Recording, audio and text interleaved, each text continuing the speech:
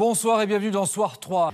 Ils se considèrent comme la principale force d'opposition au régime iranien. Les Moudjahidines du peuple ont une nouvelle fois fait une démonstration de force aujourd'hui à Paris où ils étaient des dizaines de milliers. La déception du côté des supporters français, même s'ils s'y étaient un peu préparés. L'explosion de joie en revanche, côté espagnol, logique. Les ambiances résument en tout cas à elles seules le match France-Espagne de ce soir. Commentaire, Pierre-Yves Salic.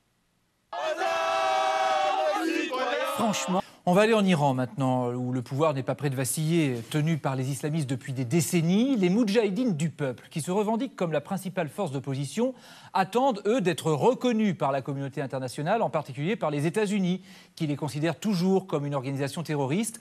À Paris, aujourd'hui, ils étaient des dizaines de milliers venus des quatre coins de l'Europe pour se retrouver, comme tous les ans, autour de leur leader, Mariam Radjavi. Le reportage de Luc Laguimboucher et Georges Minangois.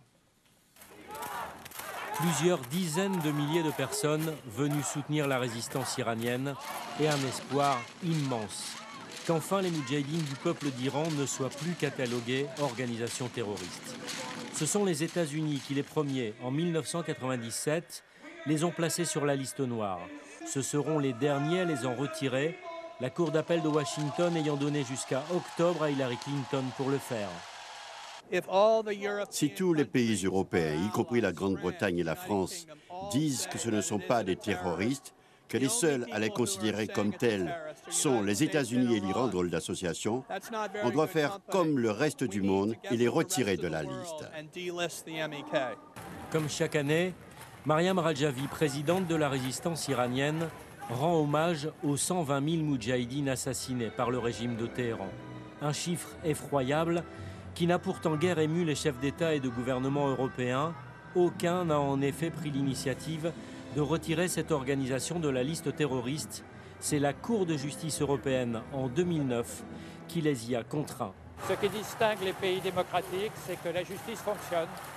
Alors quelques-uns qui critiquent parlent du gouvernement des juges, mais les citoyens devraient reconnaître que quand on a une bonne justice, on est dans un pays démocratique.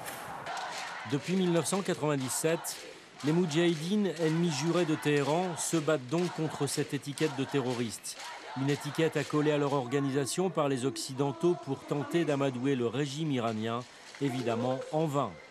Nous avons perdu 15 années, le peuple iranien a perdu 15 années et aussi le régime de Mollah pouvait exécuter sous prétexte d'étiquette de terrorisme. Faire tomber le régime de Téhéran, prôner la laïcité, la parité homme-femme, supprimer la peine de mort. Ce programme ne convainc peut-être pas encore les capitales occidentales, mais il fait rêver ces milliers d'Iraniens en exil. Et puis sachez qu'en Europe, 25 organisations sont considérées comme terroristes. Parmi elles, le mouvement palestinien Hamas, le parti kurde PKK ou encore le Sentier Lumineux au Pérou. La pianiste Brigitte Anguerrer, connue dans le monde entier, décédée à l'âge de 59 ans des suites